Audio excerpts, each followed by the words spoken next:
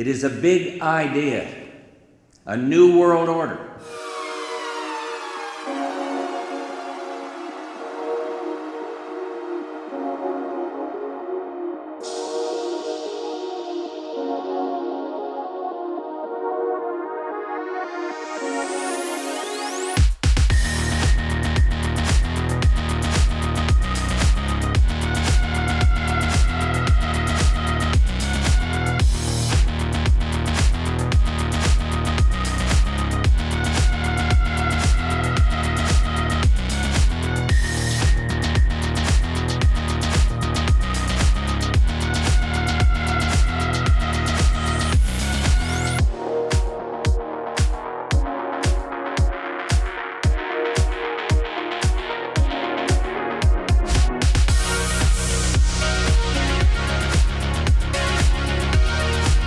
All the latest news and information about coronavirus.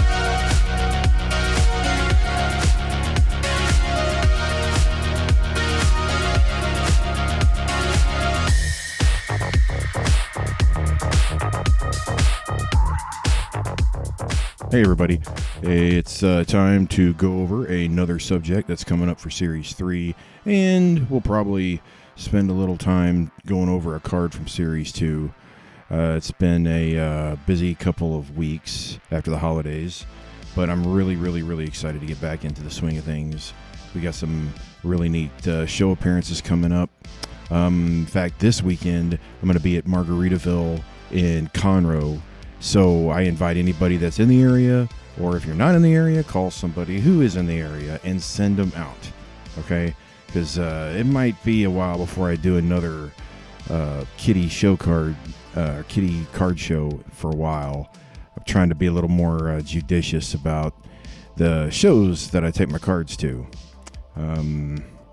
But there are definitely packs and boxes still available. And once Series 2 is sold out, then you're gonna have to wait until Series 3, or at least until I get a reprint done. But there's still plenty left. And I figured that since Series 3 is on the way, what we ought to do is go over maybe a topic from the upcoming series, which I think is pretty cool. Plus, I'm also really happy with the art that got finished. So, we're going to start our little dive into a bunch of documents, and we're going to discuss something called Secret Group, or Special Group, excuse me. I keep confusing that with Secret because it was Top Secret. So, after the CIA was created, there was a special group that was formed out of the National Security Agency. And this particular group would meet up to discuss matters that would need the attention directly from the president, but he didn't really want to know every little detail. And so this is where the phrase plausible deniability became really popular. And so we have a group that's going to meet up and decide what the president should authorize and maybe what the president shouldn't authorize. And so Eisenhower created this group and it was through a national security memo called 5412. And sometimes it was known as Special Group, but sometimes they refer to themselves as Group 5412, just because of that national security memo. Now, this is like where you have some of the early players in intelligence. Obviously, big names like Allen Dulles. And then there would be other people involved directly, like the Secretary of State. There would be, like his brother, John Foster. And later administrators, Charles Wilson. I'm sure you're familiar with Charlie Wilson's War. Okay, that's who we're talking about here. Now, the committee would meet up periodically to discuss matters that were of maybe a military or strategic interest in different regions of the world. And this is obviously post-World War II. This is after the OSS has morphed into the CIA.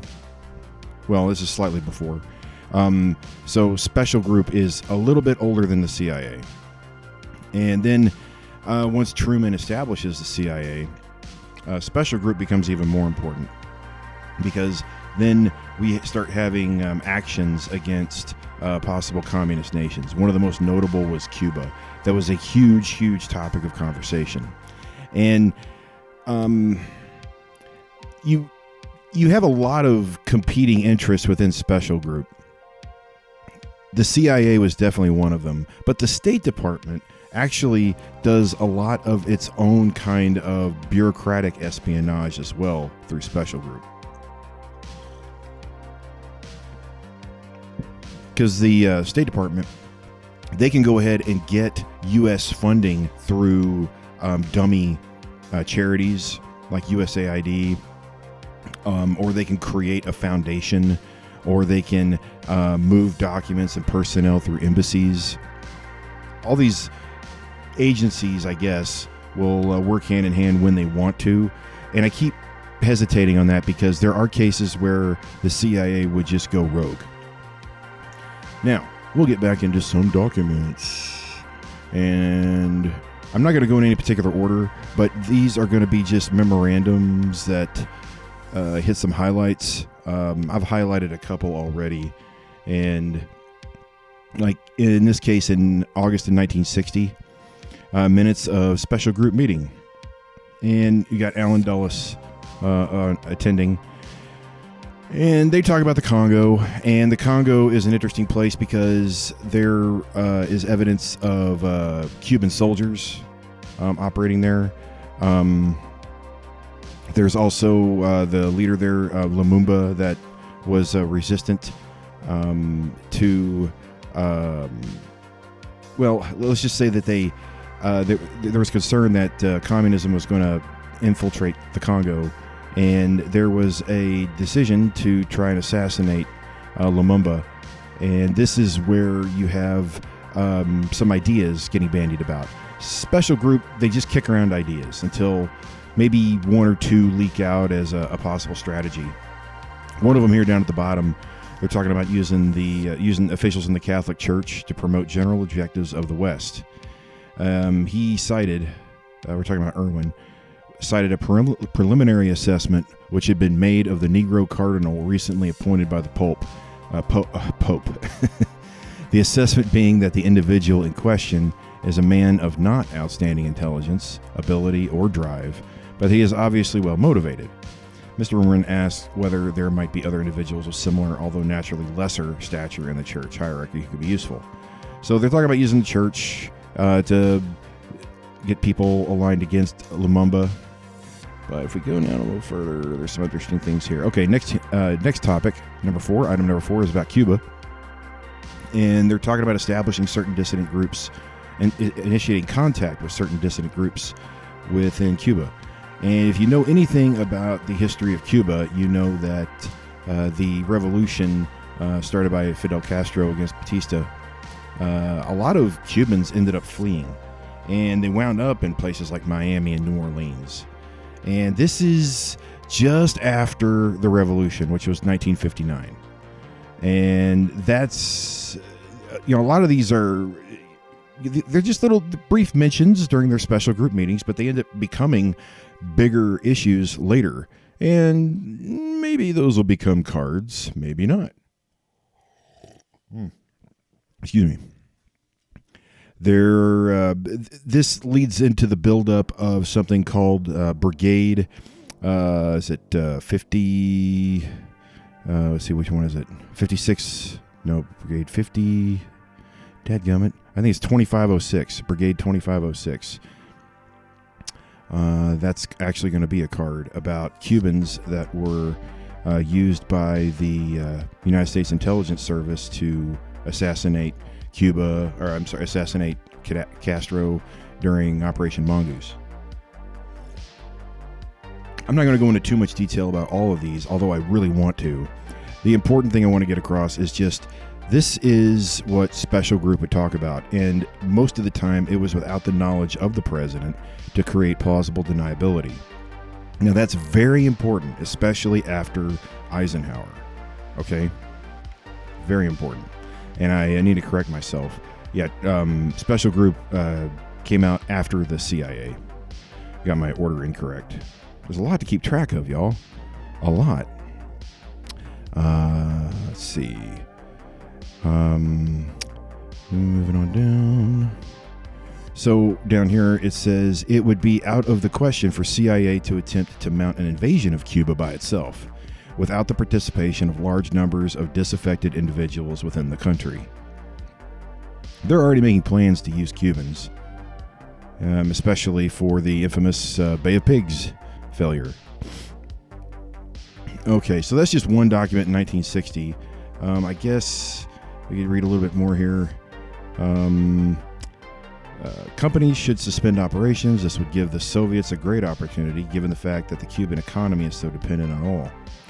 Mr. Gray related the consideration of this sort of action to the sugar project discussed 3 weeks ago by the group. We're talking about boycotts. We're talking about ending all kinds of aid. This is interesting. We're talking about Mr. J.C. King and Colonel Lansdale.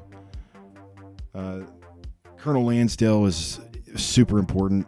He was pretty much one of the reasons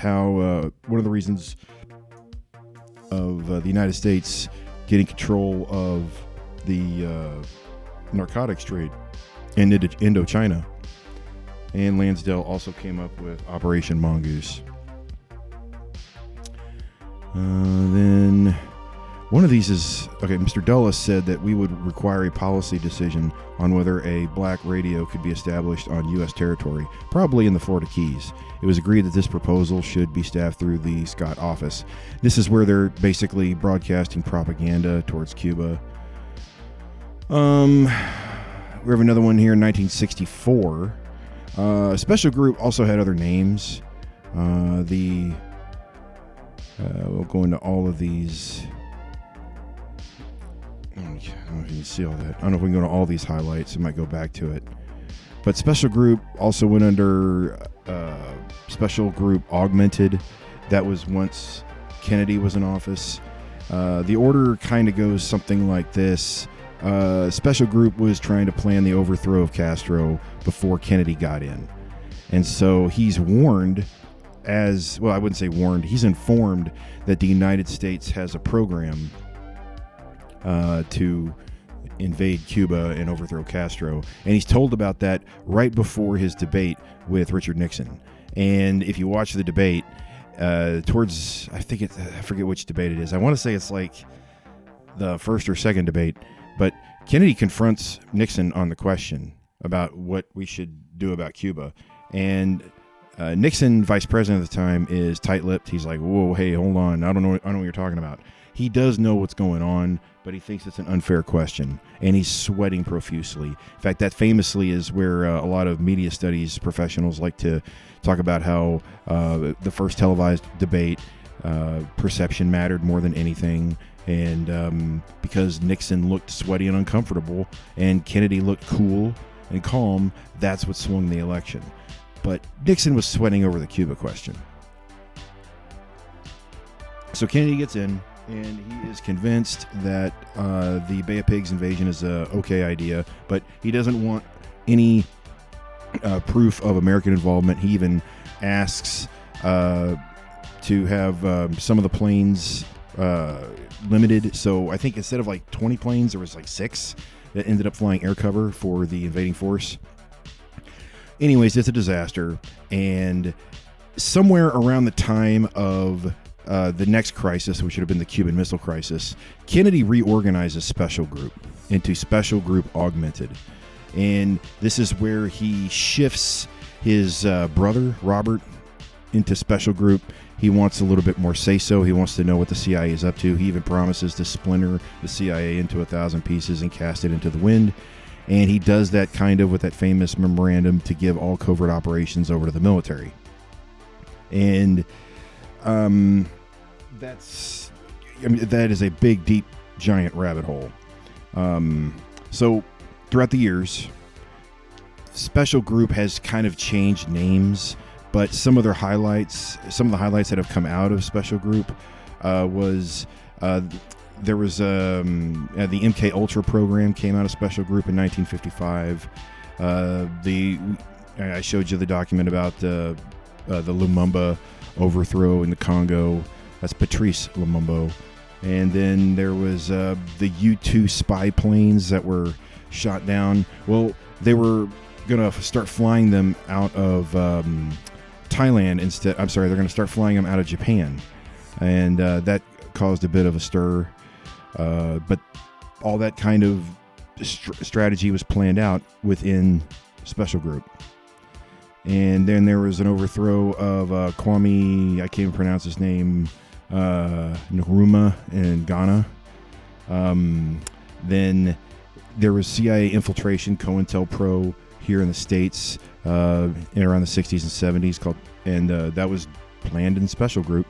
The Phoenix program, there was a couple of other assassinations. But this group, after Kennedy and well into Johnson and Nixon, they changed, and some of the focuses shifted, and obviously new personnel joined.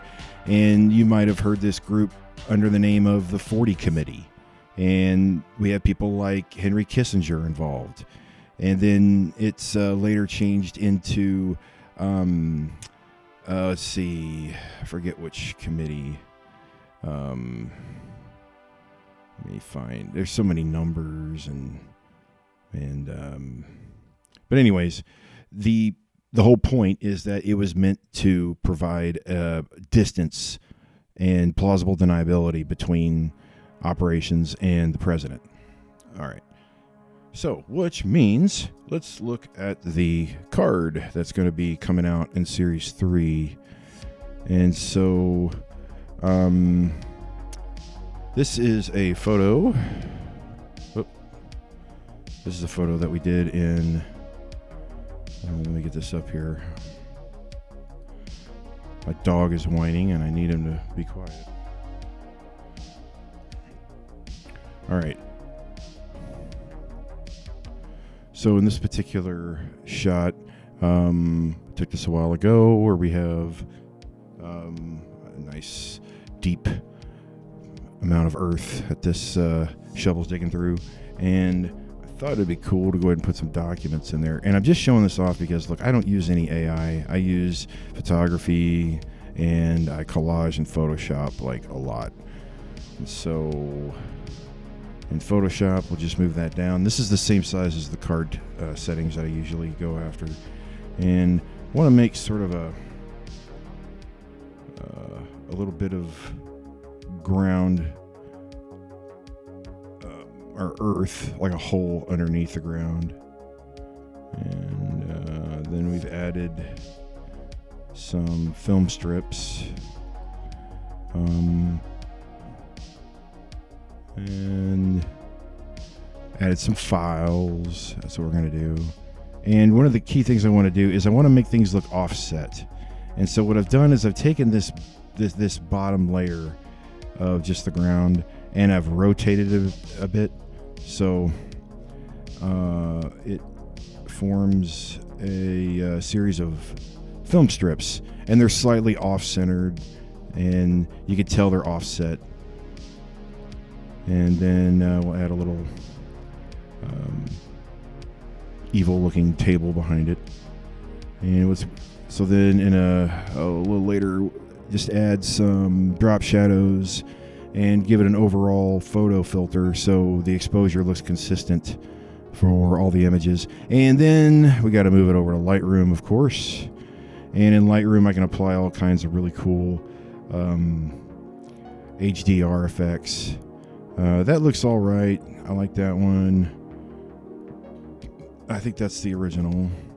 That one's a little, I don't know, that was a little too violent. That was a little too soft, but I think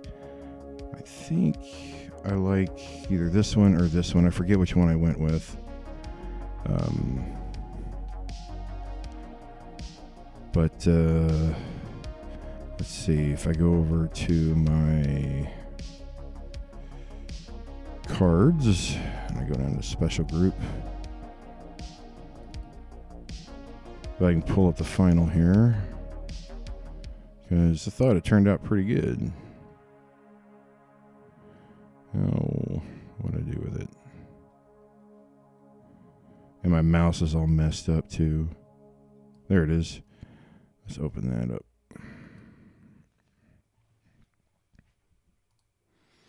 And then we want to make it look, give it a nice little slick title. And that's what the final card for Special Group is going to look like. And there's going to be 3 cards, just like the rest of the cards in Series 1 and 2, because it's a big story, and I can't really tell it all on one card. And that's going to be Special Group for Series 3. Okay. Now, briefly, we'll go over just a kind of a classic, but we'll take a break first. Plunder World is brought to you by Silver. Gold may be the currency of kings, but silver is the currency of gentlemen. While you may not be able to get a house with a bunch of silver, at least you might be able to get a cup of coffee. One day, when the predator class has been crushed and we no longer have a Federal Reserve, we can all enjoy life spending silver with one another. Until then, good luck getting your money's worth on eBay, the pawn shop, or the dreaded coin store. But the hell with it. It's fun to stack, and it's a great way to learn some history. Be a good neighbor. Start using silver in your everyday transactions and change the world $1 at a time.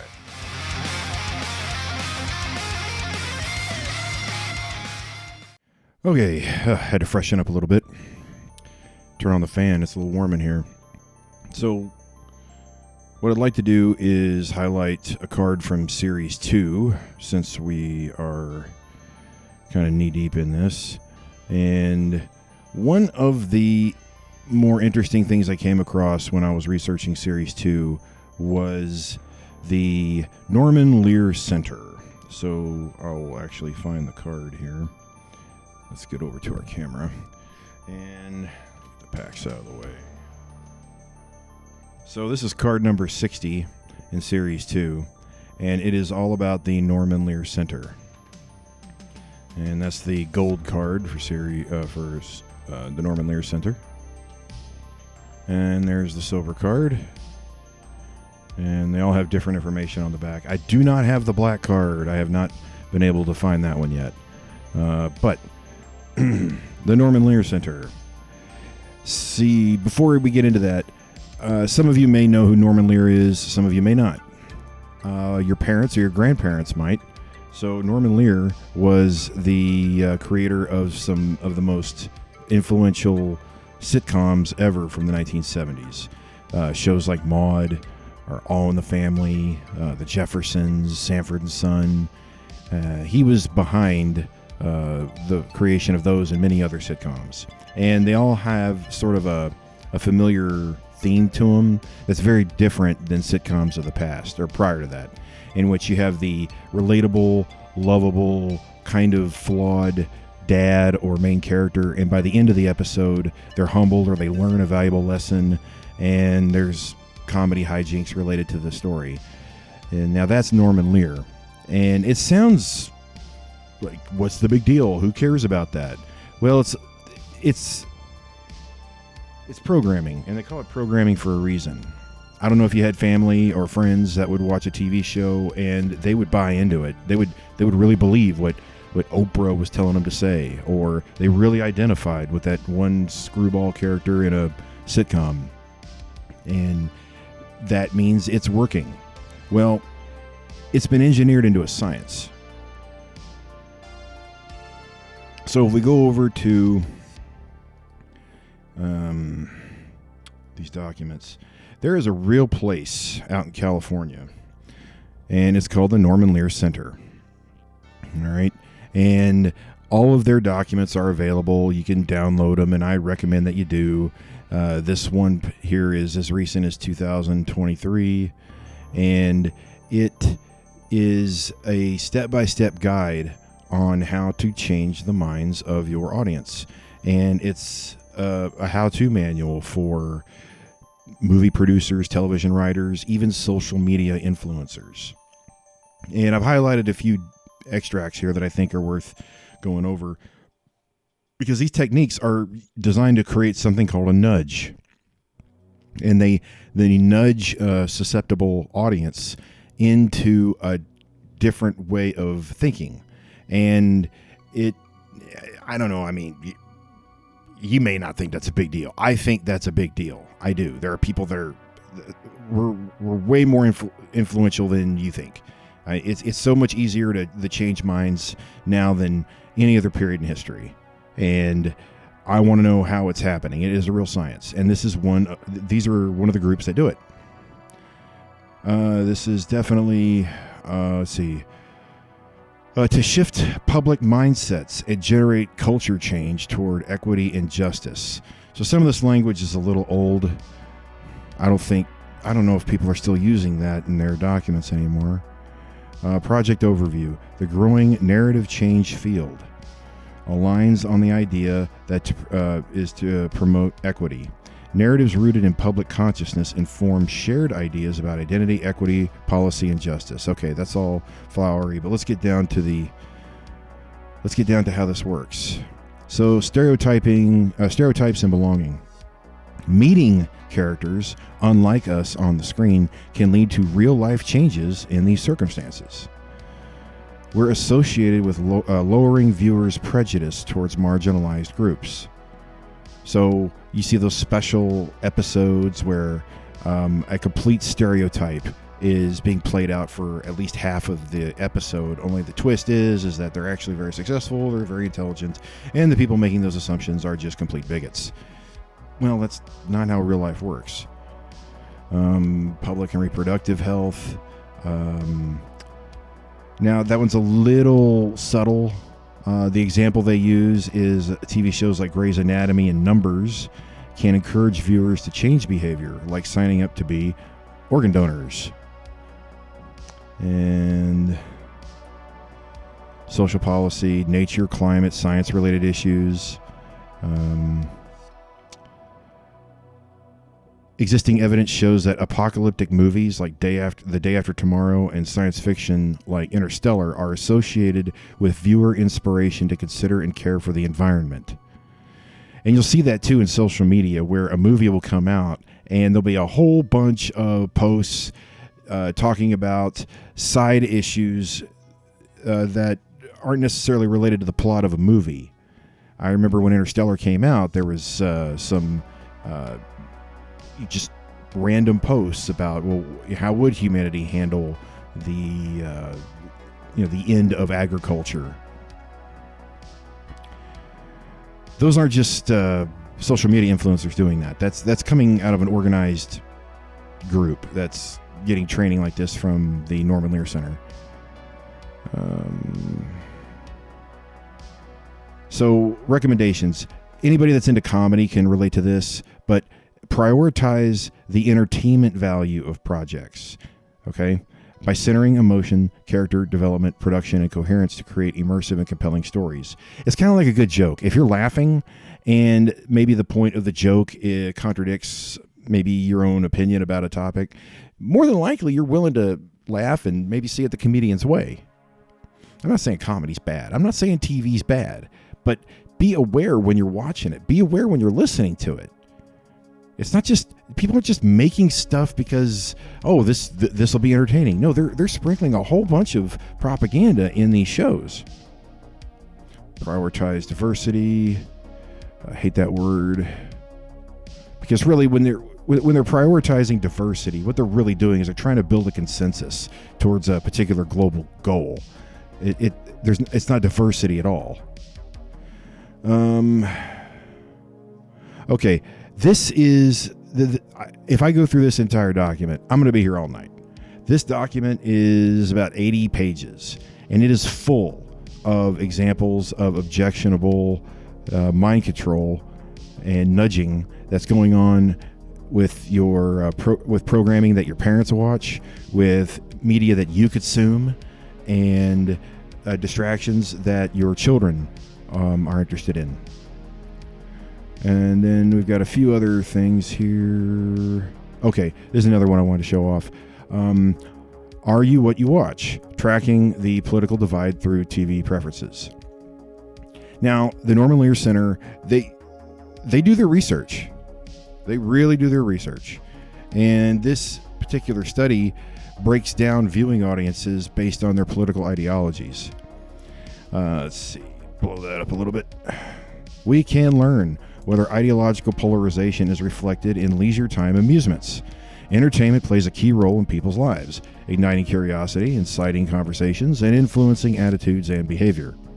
This data set will be an indispensable tool for practitioners who hope to achieve cultural change, leveraging the power of pop culture. Any one of these 37 social issues we tracked. I mean, they believe in this. I mean, I keep saying that it's easy to dismiss. It's just it's TV, it's social media, it's movies. Who cares? But they are devoting a lot of time and effort into this to sway the mind of generations.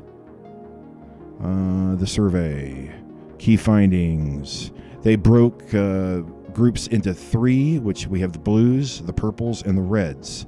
And something that's interesting here, blues, who have liberal attitudes towards abortion, the environment, guns, marriage, and immigration, make up 47% of the population. Blues are the least satisfied with their lives. I don't know how they know that.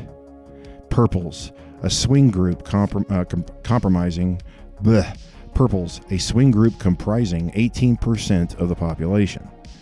Purples are the most religious group and the most satisfied with their lives. Reds make up 35% of the country, holding conservative views on most issues.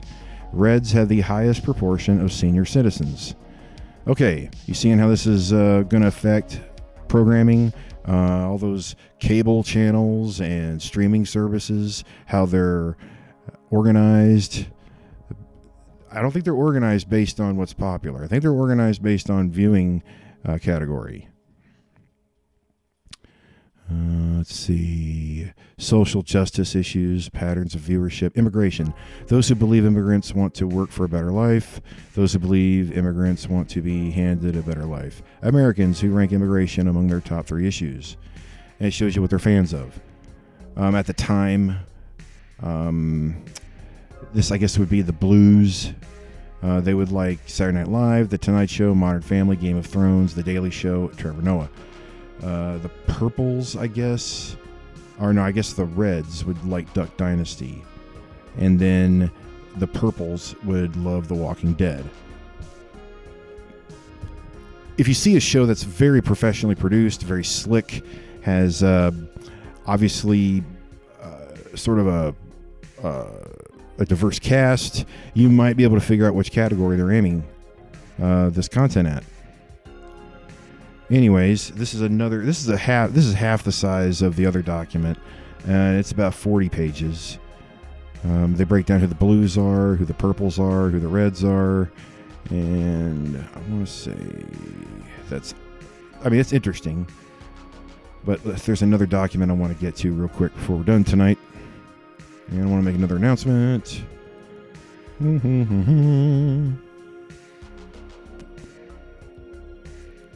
Okay, I think messaging for media impact. Okay, phrasing matters. Here we go. This is the media impact project. This is the big one. This is the how-to guide. This right here, this is 20 pages. All you need is 20 pages to pretty much figure out how to nudge your audience. And this includes funding right here, and I got it highlighted. Funding from the Bill and Melinda Gates Foundation. Hey. I want to go over, okay, so I didn't highlight this, but it's important to point out that there are 4 ways that things can be psychologically distant. We want to create psychological distance, or reduce psychological distance. That's what I'm trying to say. Social distance, temporal distance, hypothetical distance, and spatial distance. And the way this works is that if you can connect something that seems very far off to a viewing audience, like climate change, or let's see, just give us the examples. So establishing greater issue relevance. Okay, so let's get personal. Highlight the similarities between your audience and the cause. Reduced viewer let's see. Let's just read the whole thing. People feel less psychological distance to a cause when they identify with it. For example, in the documentary Supersize Me, Morgan Spurlock documents changes to his physical and psychological health over a month as he eats only fast food. By using a first-person narrative, the filmmakers made the negative health effects of fast food personal and reduced viewers' psychological distance to the consequences of poor nutritional habits. Okay? That doesn't sound that big of a deal because it's about health. But here we go. Stress that the time is now. Bring causes, characters, and or impacts into the present. To get people to take action, highlight how an issue or event is occurring now or in the very near future. Alternatively, use narratives that directly compare future events to ones happening in the present or recent past. For example, describe future flooding caused by climate change as being similar to Hurricane Katrina, but more severe and more frequent. Now that's slick. So that's why when you see maybe a science program or a Weather Channel special and they're talking about hurricanes and the next one's going to be worse. Oh, you saw how bad Katrina was. Oh my gosh! If you don't give all your money, to some NGO, then hurricanes are going to be stronger. Let's see. Talking about donations.